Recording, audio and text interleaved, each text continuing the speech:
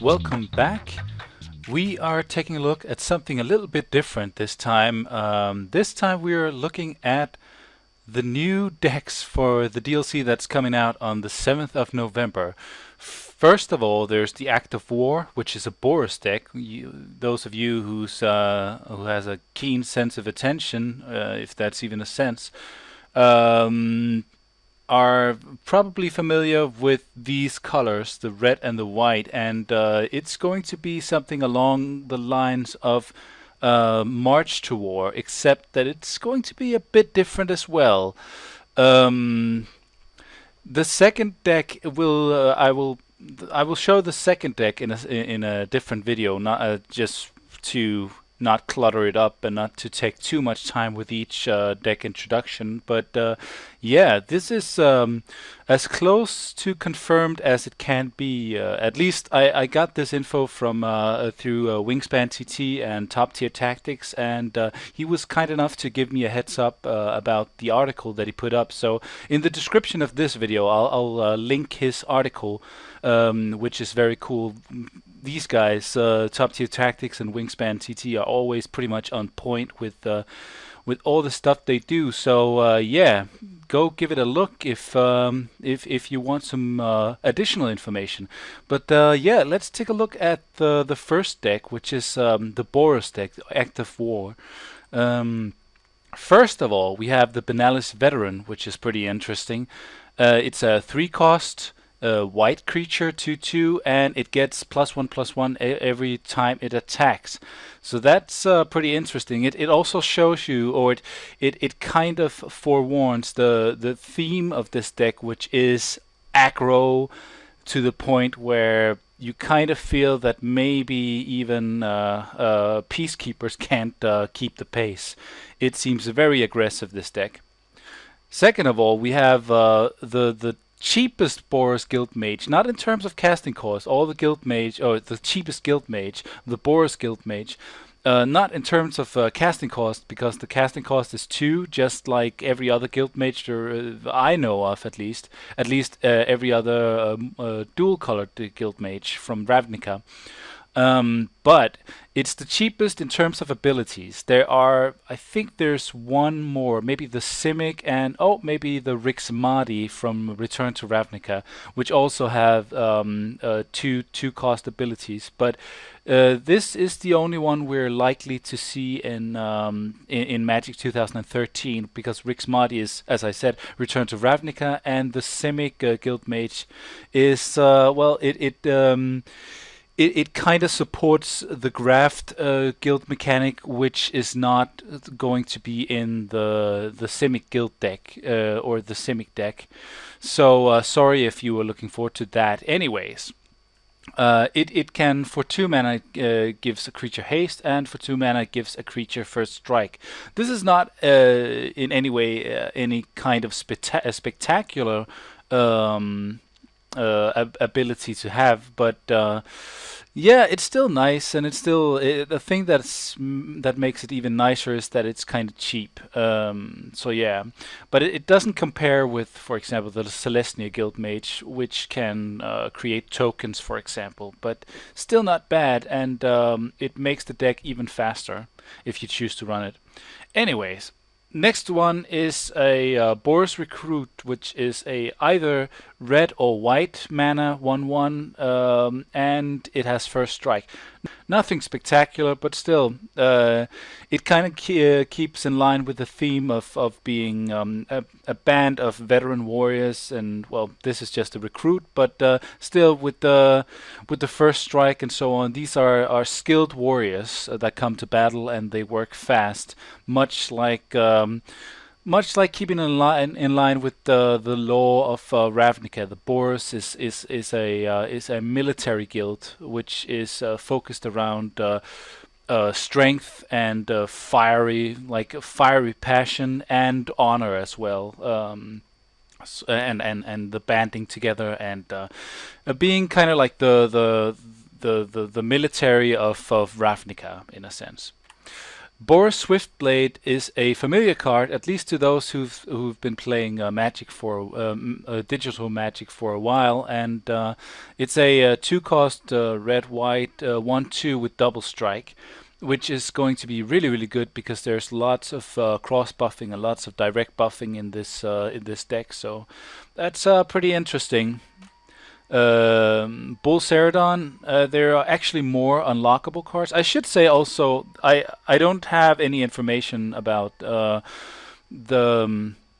the 30 or the 10 promo cards, which are as additional cards in this deck. But I do have the unlockables as well.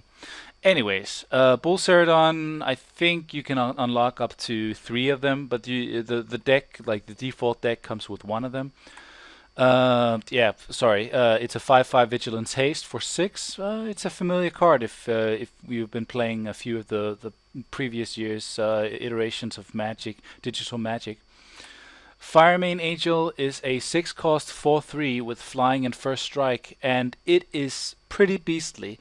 As soon as you put it into play, from then on out, even if it's killed, except that if it's exiled, it'll give you a 1 life each turn, even if it's in the graveyard. You can also return it from the graveyard for 10 mana, 2 white, 2 red, and 6 colorless, which is pretty expensive. But for, I think, 4/3 flying first strike, 6-cost angel that is basically giving you life each turn, no matter if she's on board or in the graveyard, is pretty insane. And it kind of boosts morale. And there's a card that it works really well with. I'll show you later. Yeah, Flamekin Zealot or Zealot is a 4-cost, 1 white, 2 red, and 1 colorless 2/2, which has a coming into play effect. That is, when Flamekin's Zealot comes into play, creatures you control gains +1/+1 and gain haste until end of turn. It's kind of like the Goblin Bushwhacker, except that it's more expensive and yeah, it what can you do? It's a red-white deck. It's not a red deck, red monocolored deck. So things are going to be a little bit more clunky and expensive in this sense. But it's going to work really well when you consider the fact that this deck has a lot of weenie creatures as well, and a lot of or some ways of making new creatures like token creatures. So yeah, this card is pretty decent in my opinion. Hammerfist Giant is a pretty fun card. It's a way of dealing. Well, it's a way of kind of wiping the board, at least for smaller creatures and those without flying. It's 6-cost 5/4, and it has the following ability: when you tap it, it deals 4 damage to each creature without flying and each player. So actually, if you've gotten in there and you're leading the race, you can pretty much kill off your opponent with this card, as long as you have something to buff its toughness. So yeah, pretty funny or pretty nice effect, I guess. It could backfire against you, but I don't know. Like it's a nice viable option to have on table. Lightwielder Paladin is a great card as well, and it's a 4/4 first striker for 5, and whenever it deals combat damage to a player, you may exile target black or red permanent that player controls. That takes care of a lot of nasty business. It's almost like it's designed to kill off Rakdos. I do think I'm not entirely sure if I don't think this card is from. No, it's from Magic 2010. It's not. It's not specifically a Boros card, but it fits really well with the theme and the lore, because I believe that Boros has a lot of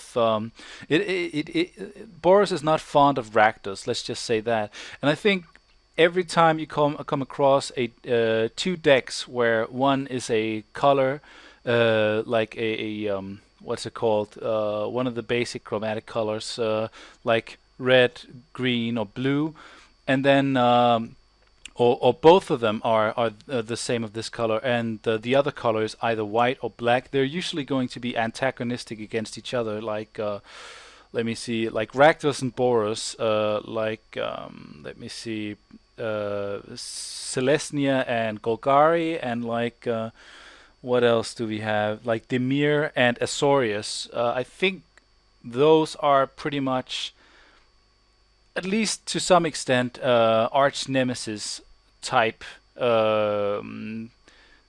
creatures, or they are antagonistic against each other in some way, shape, or form. Okay, that's enough of that. Mentor of the Meek is an interesting card as well. It kind of draws upon the idea of the Boros being battle hardened and having a lot of veterans and so on. So for whenever you draw, whenever another creature with power 2 or less enters the battlefield under your control, you may pay 1 colorless. If you do, draw a card. And that's well, that's token creatures. That's all kinds of creatures. And what's interesting about this in terms of lore is um, it it kind of gives you the sense that these battle hardened and veteran warriors knows how to deal with new like apprentices and warrior recruits and so on. Yeah, but in terms of gameplay, or actually playing the game, it's a nice way of taking advantage of having so many smaller creatures, so many weenies, and making your way through the deck much faster. So Mentor of the Meek, you have a few of them unlockable as well, 1 or 2. So it's a nice card in my opinion. Sky Knight Legionnaire is another card that we saw in the March to War deck from 2012. Flying Haste 2/2 for 3, 1 red, 1 white, and 1 colorless. It's a decent card, especially because of the haste and the flying. It will usually get in there. There's not a lot of flying in this format. There are a few decks that have a lot of flying, and then there's a lot of decks that have absolutely none. So this is a nice way of getting in there if your opponent is locking down your side, or is pretty much tying down your side with his blockers. Sunhome Enforcer is just the same, at least in the sense that it's just the same that we saw it in last year's iteration in the March to War deck. Whenever it deals combat damage, you gain that much life, and it has a buffing ability, which is 1 red, 1 colorless, and it gets +1/+0 until end of turn. It's a 4-cost, 1 white, 1 red, and 2 colorless, 2/4 creature. I think it's a decent card, but I think this card worked better with the March to War deck. Because I believe you had the ability of giving it a lifelink. So you had lifelink, and then you had this additional ability, which was in essence lifelink, but because it was worded differently, you could have a dual lifelink on this card. So yeah, that's pretty interesting. Anyways. Veteran Armorer is a great way of making your side much tougher and harder to get rid of. It gives all other creatures you control +0/+1. It's a 2-cost 2/2, and you have 4 of them in the default deck. That is pretty insane. It makes it really difficult for your opponent to get rid of your creatures, especially like there's 25 creatures in the default build out of the 39 non-land cards, or I should say with the Terramorphic Expanse out of the 35 non-land cards. So that means that there's 10 spells aside from it. Breath of Fury, enchant creature you control. When enchanted creature deals combat damage to a player, sacrifice it and attach Breath of Fury to a creature you control. Wait. Right. If you do, untap all creatures you control, and after this phase there is an additional combat phase. Essentially, this could mean that if your opponent can't block your creatures, you can attack an infinite amount of times, at least infinite to the extent that you have creatures that you can sacrifice. So that's pretty insane. Like if you have like 5 creatures, your opponent is down to 0 blockers, and you put Breath of Fury on one creature, you attack, sacrifice, do damage, sacrifice it, attack with the next bundle of creatures, sacrifice one creature, attack with the next bundle of creatures, sacrifice, and so on. So if I read this card right, it's pretty insane. Let's not I'm not gonna lie, that sounds pretty insane to me. Faith Fetters is also a classic. We saw it in the March Toward deck, I think, or maybe in the what's it called? The white black demon and angel deck. I forget what it's called, but I think that was where we saw it. It's a great way of tying up your creatures. Or permanents in general. You basically pacify a creature or another kind of permanent, land even. When it comes into play, you gain 4 life, and enchanted permanent activated abilities can't be played unless they're mana abilities. If enchanted permanent is a creature, it can't attack or block. Pretty interesting. Glory of Warfare is also a card from the March to War deck, but still, it's just a very, very good card. It gives your attacking creatures, or it gives on your turn, it gives your creatures +2/+0, and on your opponent's turns +0/+2. Basically making it more viable to attack and more viable to block on your creatures better at blocking on your on your opponent's turn, your creatures better at attacking on your own turn. Lightning Helix, we have a couple of them unlockable, but it's just such an amazing card. One of the best removal cards there is. It deals 3 points of damage to target creature or player, and you gain 3 life. Very, very good. And this is all for 2 mana, 1 red, 1 white. It's kind of like a mix between Healing Salve or Healing Bomb, Healing Salva, and Lightning. Healing Salve. Yeah, basically it's 2 cards in 1.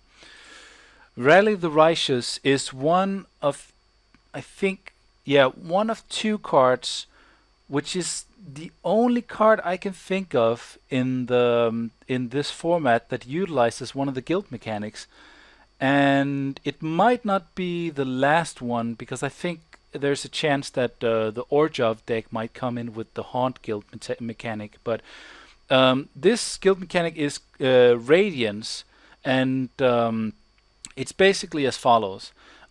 The ability of the effect of this instant spell, it's a 3-cost instant spell called Rally the Righteous. It untaps target creature and each other creature that shares a color with it. Those creatures get +2/+0 until end of turn. So that's Radiance as a positive effect on your side, as a defensive effect, essentially. You can attack with all your creatures, and then you can untap them all and give them +2/+0. Essentially, you have a lot of dual-colored creatures in this deck, and you're probably not going to get caught too many times with a monocolored creature down. So you can just target one of the dual-colored creatures, and that's then by default all your creatures that untaps and gets +2/+0. Pretty interesting, pretty decent, and a nice way of surprising your opponent. 2 Arms is a white instant spell. It's a 2-cost, and it untaps all the creatures you control, and you draw a card.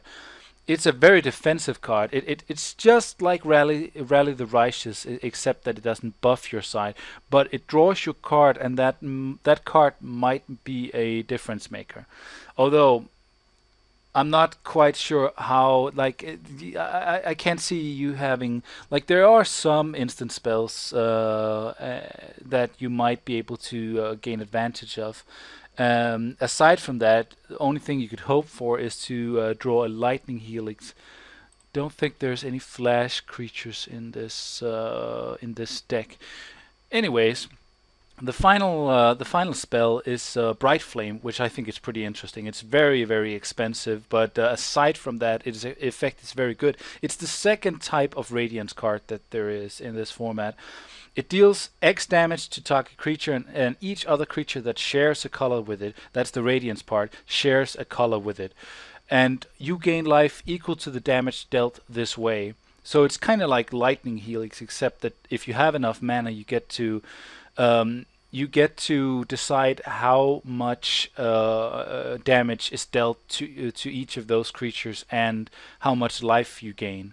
So if you're playing a red deck or a white deck, this could come back and bite you in the ass. But as long as you're not, this is a nice removal deck, and it's also a very nice way of gaining a lot of life. So basically a mass Lightning Helix with some flexibility and at the same time being very costly. So that is the main or the default deck that's in the DLC, which comes out on I think it's the 2nd today. Yeah, so it comes out in 5 days, which is, well, that's Wednesday next week. So we have something to look forward to next week. Aside from that, let me just think. What was I about to say? Nope. Let me just show you the. Let me just show you the cards that's in that's unlockable. And as I said before, I don't know about the promo cards. They weren't listed. But first, I'll show you the different cards, and then I'll tell you the sequence you unlock them in. First of all, this is a like a legendary Boros creature. It's Okros cost, the Wojciech veteran, and we saw it in March to War as well. It's a 5-cost 3/3, and whenever it attacks, attacking red creatures get +2/+0, and attacking white creatures get +0/+2. That includes itself, so it's attacking as a 5/5, and you'll have a lot more dual-colored creatures. Much more than you had in March to War from Magic 2012. So that means that basically more or less all of your creatures are gonna get +2/+2. Very cool card. Here's an insane card. It's both insanely expensive. It's a 7-cost. And it's a 6/6 flying, which has a nutty ability. Whenever Balefire Dragon deals combat damage to a player, it deals that much damage to each creature that player controls. So that's, if your opponent can't block it, that's 6 damage to all his creatures. Insanity. At least 6. Here's the best leash in the game. Balefire Leash, or in my opinion at least. It's a 5-cost 2/4. Other red creatures and other white creatures get +1/+1. So dual color creatures of those two colors gets +2/+2. Just like the other leashes, nothing spectacular in that sense, but still very good. Its ability, however, is insanity. Whenever you play a red spell, Balefire Leash deals 3 damage to target player. Whenever you play a white spell, you gain 3 life. It's not like the Deathringer Leech that controls creatures, but it is basically a Lightning Helix every time you play a dual color spell, and there's going to be a lot of them in this deck. So this card is going to be the broken insanity that's going to haunt your dreams. Very cool card, and just insane.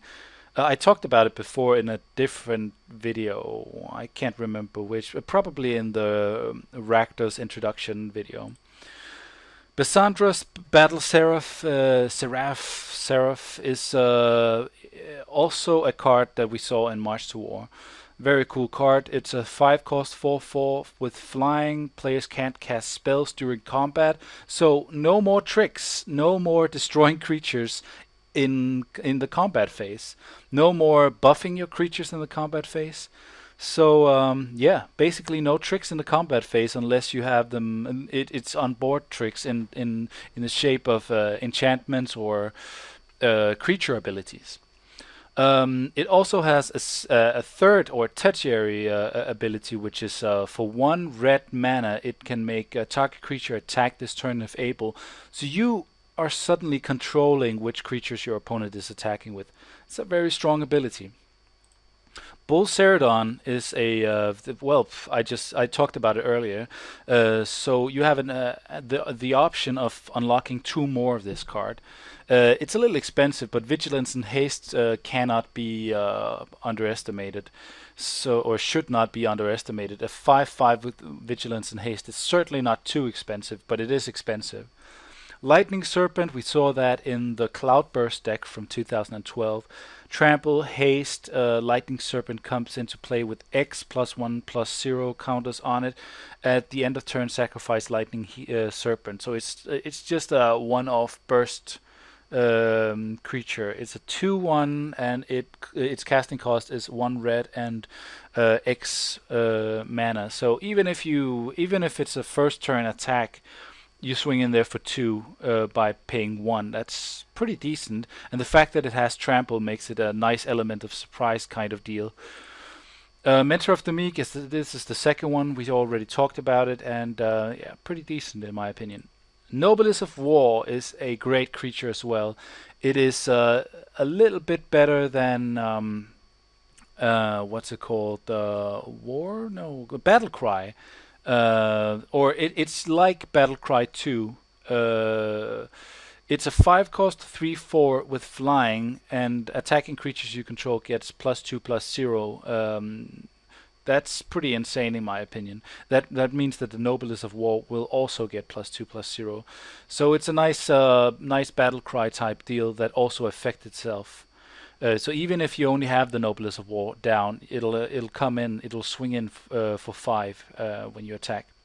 Sky Knight Legionnaire, yeah, it's the 4th one that you can unlock. No need to talk about that. A pretty decent card. Spite-Mare is funny and fucking insane. It's kind of like Nightmare, except that it doesn't have star. It's a 4-cost, and whenever it is dealt damage, it deals that much damage to target creature or player.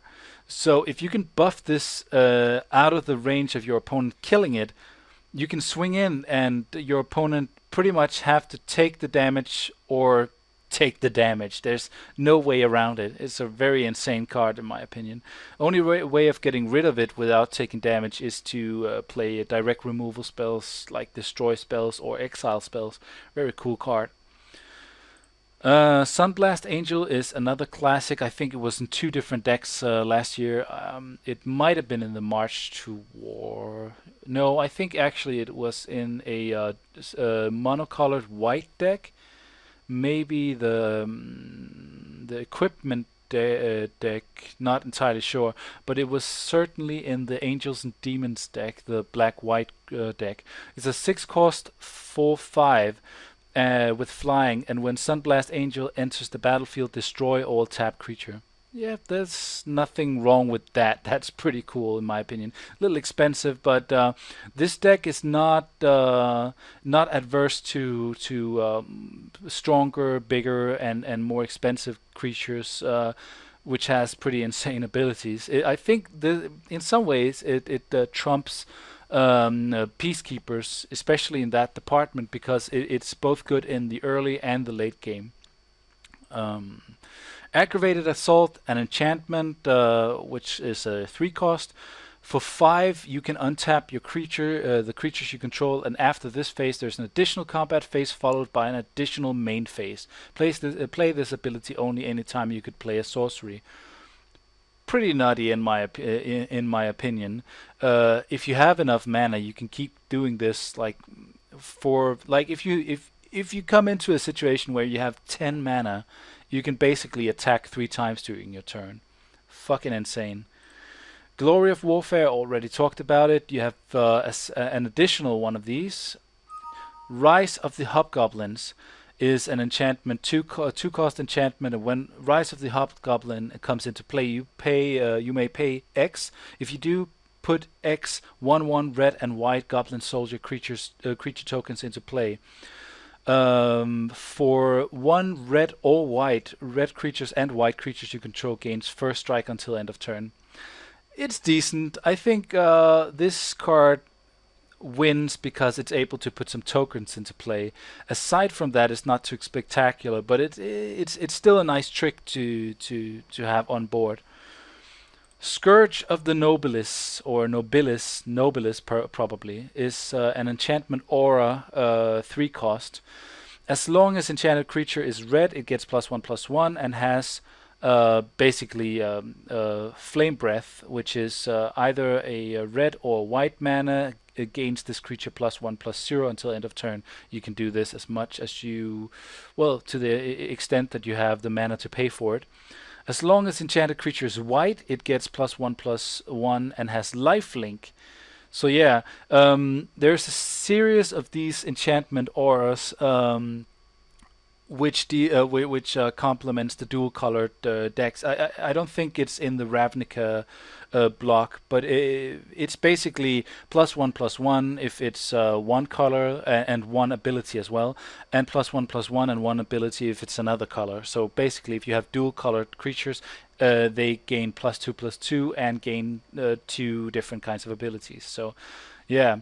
You might put the Scourge of Nobilis on, what's its name, Sunhome Enforcer, to just go nuts with the life gaining and make his fire breathing or flame breath ability that much more effective. So yeah, or cheaper, that is. Fire at Will is kind of like Arc Lightning, except that it's much better, in my opinion. It's a 3 cost. Well, it's not. Yeah, it's much better in the sense that it's an instant spell. That's what I wanted to say. It's a 3 cost, either red or white. It deals 3 damage divided as you choose among any number of target attacking or blocking creatures. Of course, you can't fire at, or you can't deal damage to creatures that are not attacking or blocking. But it's an instant spell that really does some tricks, or does a lot of damage to your opponent's side. I like the color text as well. Make these shots count. The more foes we drop now, the fewer we'll have to kill us later. Anyways, it's a Kithkin kind of deal. You can see the Kithkins on the artwork. Okay. Here's another instant spell, Intimidation Bolt. It's a 3 cost. It deals 3 damage to talking creatures, and other creatures can't attack this turn. Nice control-y way of dealing with certain creatures and making your opponent locked in his position. A shame there's no more of this card in the deck, but that would almost be unfair. Very, very cool card. So you have 2 more Lightning Helix. That makes 3 altogether. There's 1 more Rally the Righteous. So those are the instant spells. You have an option of running up to 12 if you want to make this deck tricksy. Assault Strobe, a sorcery card here that makes it so that the target creature gains double strike until end of turn for 1 mana. Might be nice, especially if you're able to buff your creatures all the way up to, for example, if you put Scourge of the Nobilis on one creature and you just pumped him to the moon, then you cast the Assault Strobe and it comes in for twice that much. You can put it on the Sky Knight Legionnaire and make it easier for it to get in. Perhaps you pumped it up to, let's say, a 7/2, and then with the assault strobe, then you'll be able to do 14 damage, gain 14 life. Pretty decent effect. Well, aside from the fact that it's also +2/+2 from the Scourge, so that's a 9/4. So that's 18 points of damage. Anyways, that's all turn 6 talk. Breath of Life is a nice ability as well, or a nice card as well. It's kind of like Reanimate, except it's more expensive in terms of mana, less expensive in terms of life. It's a 4-cost sorcery that puts target creature card from your graveyard into play. No further casting cost, so you don't have to pay life or anything like that. That's pretty interesting. There's 2 of them. Bright Flame, we already talked about this one. There's a second one in the deck, pretty nice. Then the final one is Stormherd. It's a 10 cost sorcery, so it's incredibly expensive. But take a look at this, especially if you've got your life gaining abilities working for you. Put X 1/1 white Pegasus creature tokens with flying onto the battlefield, where X is your life total. Yeah, that could be a lot of Pegasi. When you hear the thunder on a cloudless day, take cover and brace for the coming of the Stormherd. Indeed. So yeah, that's pretty much the Boros deck, Act of War. I would like to hear your opinion on it. We get to play with it from Wednesday on next week. It's in my opinion, it's very, very strong. It doesn't have the same kind of themes as March to War, which also had the what's it called, Searing Meditation. Let me show you that card.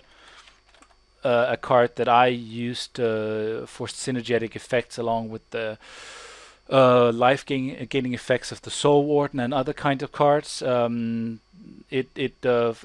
you gained life, you may pay 2 mana and do 2 points of damage to target creature or player. Very, very strong combo. But you don't have that in this deck. This is much more